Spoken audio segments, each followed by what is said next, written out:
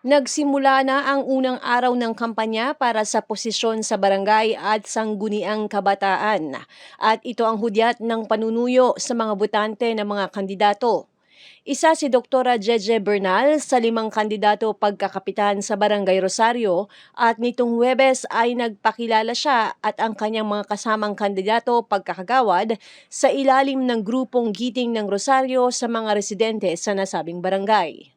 Sinabi ni Bernal na sa unang araw ng kampanya ay ramdam na nila ang mainit at taus-pusong pagtanggap sa kanila bilang susunod na lingkod bayan para sa Rosario. Ipinarating din niya ang kanyang mensahe para sa mga kapwa barangay chairman aspirant at inilatag ang mga plano kung sakaling maging kapitan ng nasabing barangay. Unang ikot po namin ngayon, October 19, 2023, ay napakamaganda po ang reception ng mga tao po sa aming Giting ng Rosario.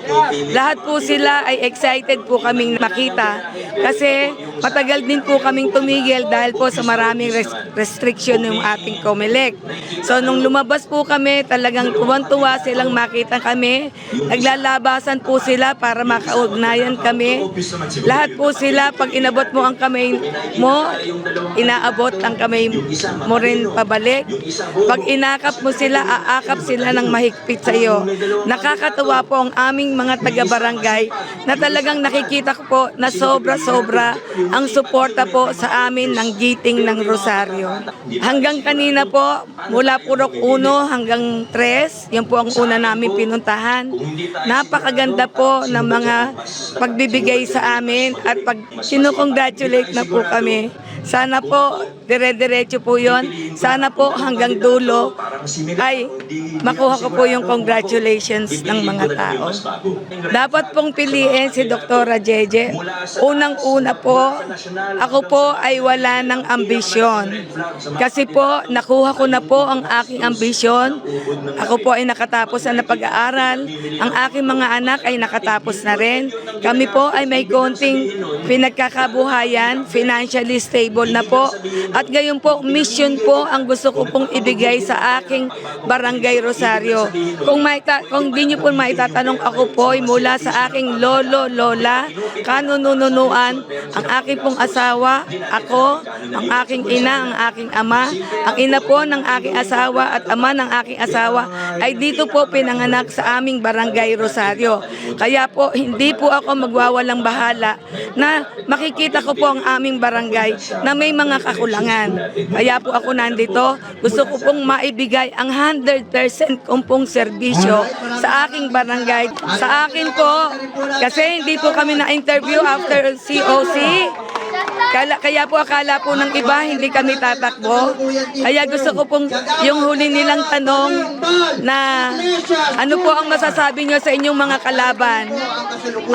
Ang masasabi ko po sa aking mga kalaban dito po sa aming labanan sa aming barangay.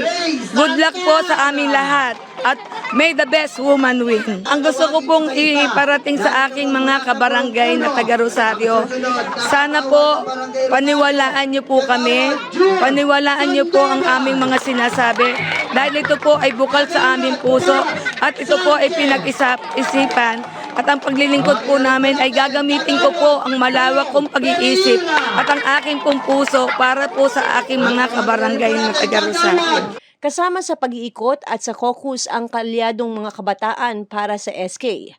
Ayon sa kanila, nais nila ang isang progresibo at inklusibong Rosario. Kami pong lahat parang nabigla at nagulat dahil po mga first timer po kami lahat. Pero sa naging reception po o pagtanggap po sa amin ng mga tao, napakainit naman po. Sa lahat ho ng bahay na aming kinatok, winelcome naman po kami ng maayos. Kabataang Giting ng Rosario po, nagsama-sama ho kami, nagkaisa at nag-alyansa po para sa isang magandang layunin po sa ating barangay. Naniniwala ho kami sa mga advokasya at plataforma ho ng ating Mayor Vico Sotto.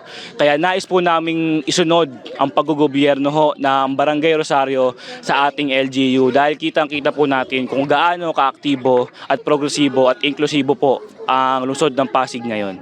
Ako si Luan Peñano para sa latest ng iNews Pasig.